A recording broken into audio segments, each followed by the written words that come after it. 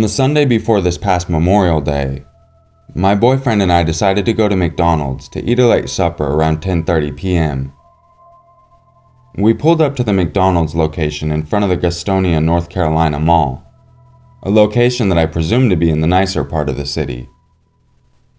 The location had been recently renovated, and the hours had changed, so we weren't really sure if we could eat inside in the first place. Nevertheless, we got out of the car and made our way to the back side door. There was an employee sitting outside on break, and we asked him if it was too late to eat inside, and he told us to go on ahead. As we walked in, the manager fussed at him for letting us in, as they were only allowing the people who were already inside to dine. I gave her an apologetic sorry, as she held the door open for us anyways. The guy on break retorted that he'll let in whoever he wants. Not looking back at the argument, I was thinking we would not take long at all. On top of the uncomfortableness the employee made me feel for being there, my stomach had been hurting and I really didn't feel like eating much. I asked my boyfriend if he would rather just leave and go through the drive-thru. He was a little annoyed, as it had been a while since we last ate, and it took us forever in the first place to decide to eat there. So, I gave in and said that I would eat there if we could hurry up and eat and just go home. He agreed, and we placed our orders. Do you ever feel like you have to pick the perfect place to sit when given your dining options? Personally, I prefer booths, but most of them were taken toward the back. The front large family-sized booth was also taken, and the new high-top tables with the cushioned seats were already stacked for the night near the window on the side of the restaurant. The only readily available option were those hard metal chairs with the small table. My stomach was still aching, and I really didn't feel like sitting in those at all, so I took the chairs off the table and told my boyfriend we would put them back when we left. After about 15 minutes or so, we were done eating, and most of the customers had left. Several of the employees had also left for the night. The only people remaining were about 5 employees, 6 other customers, and us. We stacked our chairs, threw away our trash, and made our way to the door, all in a matter of seconds. My boyfriend opened the door for me, and we both walked out. Pow! Pow! Pow! Pow! My first reaction was someone let off firecrackers right next to the building to my left. Then I saw smoke. Glass was shattering everywhere, all in the sidewalk right next to me. What was going on? Was this real? Was this a joke? As I reached for my boyfriend's arm, I noticed a vehicle, an SUV, jump up onto the sidewalk, feet away from me. I grabbed onto my boyfriend and buried my face into his back. Pow! More glass shattered to my right. I did not understand what was happening. It was all instantaneous. A blur. All I knew was that I needed to get inside. I pulled on my boyfriend, and we were inside. Everyone was screaming for us to come in. I looked over in shock to see customers in the booth crouched and looking at us. It seemed as if everything was frozen. Did what I think really happen? Answering my inner question, this man started yelling, "This is real! That really happened! Someone was shooting inside!" I looked at my boyfriend to see if he was okay. He was fine. I was fine. We were safe. Then I looked to where we were sitting seconds ago. A bullet had gone through the window that was directly behind us. Suddenly, I realized how close to death we were. Not once, but twice. Inside and outside. And I started to shake, and tears started pouring from my eyes. What if we had decided to sit a little longer? What if we had not chosen to sit there and take the time to move the chairs? Only a matter of seconds. Then, I learned from the other customers that another man was in the parking lot shooting at the SUV. A man who clearly did not care if people were shot in the crossfire. A man with a gun, feet away from me. What if I had left sooner? What if we had left later? Only a matter of seconds. The shooter is still running free. A man with a gun who thoughtlessly held my life, my boyfriend's life, our future, in his worthless hands. I wrote this out to get my feelings off my chest and grab some closure. The only other time I hope to relieve this nightmare would be a day in court when the shooter will be convicted of attempted murder. Now this is a message for the shooter. I know he probably won't hear this, but just in case. Whatever the reason you made your decision to shoot wildly at an SUV at a public location, a deal gone bad, a grudge against someone, a gang-related decision, I don't care. It's bullshit. I know you were not aiming for me, my boyfriend, or any other innocent people eating or working that night, but that is not the point. By owning that gun and waving it around trying to be like a thug, you are the foulest of creatures. You are not a gangster. You are not God. You are filth holding a tool wreaking your cesspit of a life. In addition, your aim is terrible, and for that I am greatly thankful.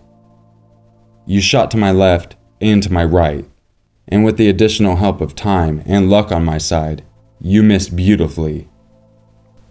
That night, your actual target got away. So was that the point? Were you even trying? No, you were just shooting aimlessly, but you missed. Thank God. Do you understand you could have let your foolishness ruin so many lives that night? Undoubtedly, I know you could care less. Nevertheless, I have not really let this experience get to me. I am a stronger and more cautious person. But as for you, sometime you will get what is coming to you. If not for this crime, something, I am sure. I care about as much for what happens to you as for how much you cared about me and other innocent people that night. If by chance you hear this, instead of me hoping for some righteous thoughts from you, which I know would never happen, I would rather commend you on your piss-poor aim and finish you off with a thoughtful, fuck you.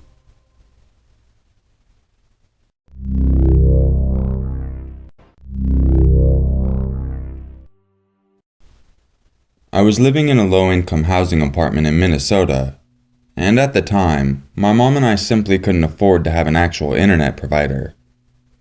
This meant I leached off of people in my building who had an unprotected wireless connection. Whenever their internet connections would go out, I would be forced to walk down to McDonald's in order to use the free Wi-Fi there. This had become a pretty common thing for me.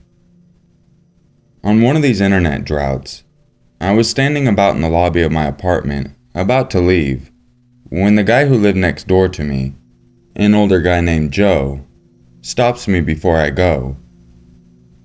He tells me that him and another of my neighbors were going to McDonald's for coffee, and that they'd buy me one if I went along. I figured why not? I didn't really know much about Joe, since I mostly kept to myself. Let me explain Joe. He's hunchbacked with a beer gut, and his ZZ Top-esque beard was full of food crumbs that I can only assume were from a McBiscuit. But he seemed like a nice enough guy, so I went along. After a ride in his rickety truck through the Minnesota winter, I was happy to reach McDonald's. Free Wi-Fi at last. And if Joe held up to his word, a free McCoffee as well. I sit down and fire up the laptop to soak in all that free Wi-Fi, soon after Joe comes back with our McCoffees. As soon as he sits down, he starts asking me in a raspy voice, "So boy, you ever heard of God's DNA?" I look up from the Windows loading screen and ask him, what? I was totally baffled and thinking, great, stuck with another fucking missionary. Damn it. He goes on to inform me that God's DNA is the molecules that hold the universe together. Not to mention, it's what makes men genetically superior to women. I sure as shit didn't learn that in physics class, so I blew him off, and when I got the chance, quietly ducked into another booth to browse the internet in peace.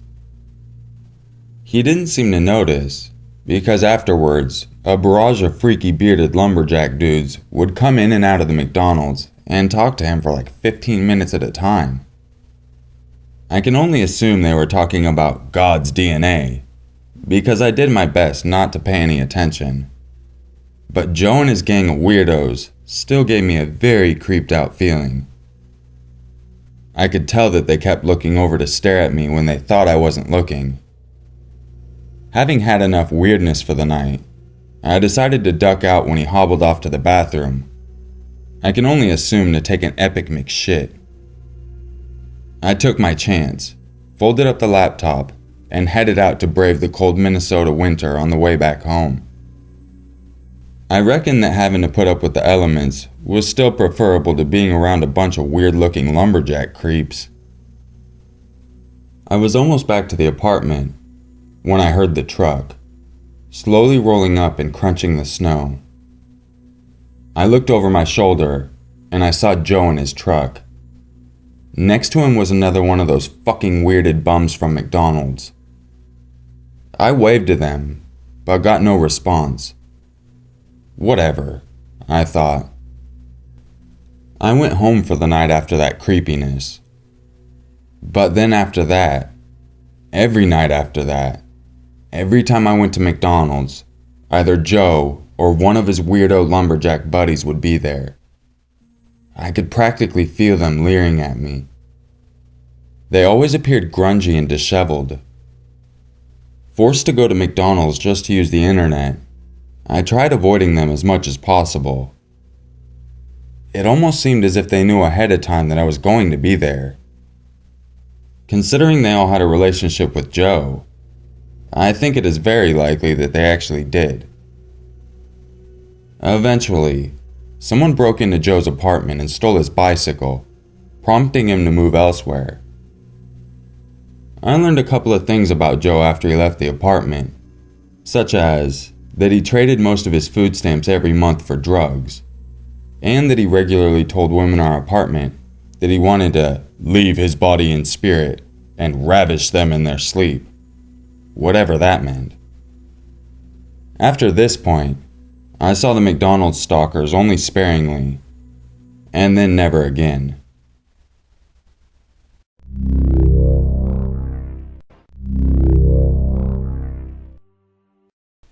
If you enjoyed this video, don't forget to leave a like, subscribe, and share it with your friends. So that first story, most of those pictures in that were real pictures from that event. I will also have a link to the news article in the description, and it also has the actual video news coverage, not of the shooting, but the actual reporting. And wow, let me tell you, that's insane. I wouldn't have believed it unless I would have seen the actual video. So if you want to learn more about it, head over to the link in the description. The second story isn't actually verified. It does sound very plausible, especially given McDonald's and all the freaking crazies. But I wanted to include that one because, McShit, come on, I busted up laughing for like 5 minutes. Do you know how hard it was to read that line without laughing in the middle of it? Yeah, you do. Anyways, I'm actually enjoying this little thing I'm throwing in at the end, talking about the stories, recapping on it. Let me know what you think down below about the stories, as well as do you kind of like my input as well?